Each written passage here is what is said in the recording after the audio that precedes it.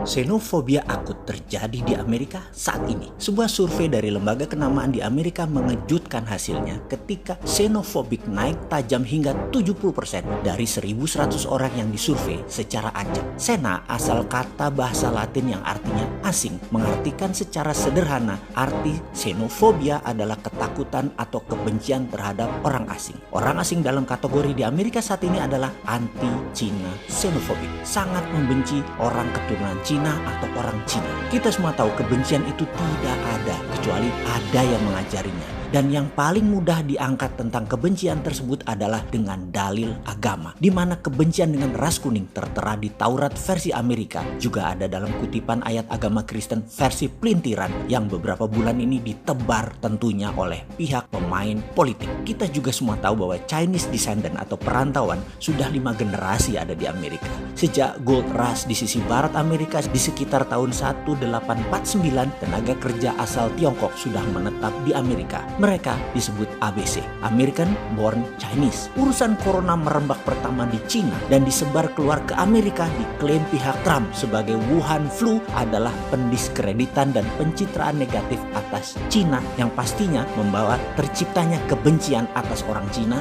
di Amerika. Padahal saat ini tidak ada turis dari Cina di Amerika. Yang ada keturunan Cina yang telah menjadi warga Amerika yang saat ini menjadi sasaran kemarahan banyak warga karena 4 juta orang terpapar COVID penyebabnya dituduh orang-orang Tiongkok. Secara politik Amerika bagaimana? Dan sekali lagi kita angkat dari sisi luar negeri baru kita membahas ke dalam negeri Indonesia, di mana kebijakan luar negeri Indonesia akan ditantang dan kebijakan dalam negeri tepatkah mengantisipasinya? Biden, lawannya Trump di Pilpres kali ini menjadi bingung. Minggu lalu dia mengangkat tema anti-Cina xenofobia ini dan dia berpihak ke mayoritas, mendukung suara terbanyak anti-Cina. Namun gerakan sederhana pihak Tiongkok mengancam sisi Biden. Konsulat Houston meninggalkan dokumen yang dalam tanda petik belum terbakar akan adanya ballot letter yang sudah terisi suaranya yang diberikan kesan ini adalah dukungan terhadap partainya Biden. Biden mendadak menjadi jiper, mendadak menjadi ciut nyalinya. Dan minggu ini ketika ditanya wartawan, Biden menjawab diplomatis, mengambang. Yang dapat diartikan dia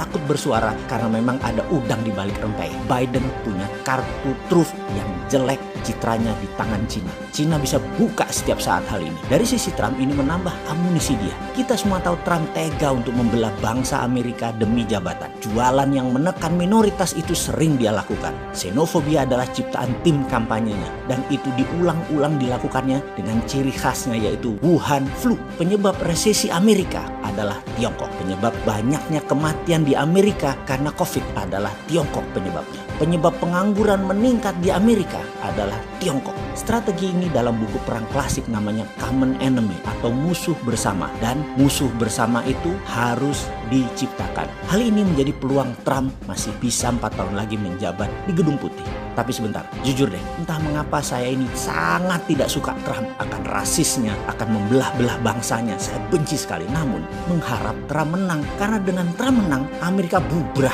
Perang dengan Tiongkok bagi Amerika akan berkepanjangan. Dan kita tahu perang yang panjang, 2 negara dua-duanya hancur. 2 negara besar tersebut akan menjadi berantakan. Dengan berantakan 2 negara besar itu, ini adalah masa yang paling tepat Indonesia untuk menjadi yang terdepan. Dengan tidak bergantung pada asing dan asing, tidak bergantung kepada keduanya. Mudah-mudahan pemimpin kita di Indonesia punya semangat membangun bangsa, bukan semangat bergantung investasi asing dan duit asing. Ketika Trump menang, harga emas juga akan naik karena sejak tahun 1971 emas hanya komoditas. Namun ketika emas jadi underlying terbitnya mata uang, maka emas bukan lagi komoditas, tetapi alat bayar yang merupakan sistem keuangan yang lebih baik. Selama ini dolar yang menjadi mata uang dunia yang sombong itu dicetak berdasarkan surat hutang peminjam baik negara maupun korporasi raksasa dunia milik Amerika dengan nama kerennya bond. Rupiah juga bisa menjadi seperti dolar, cetak berdasarkan proyek negara lain seperti negara Timur kita kadalin dengan membangun jalan tol, jembatan, pelabuhan.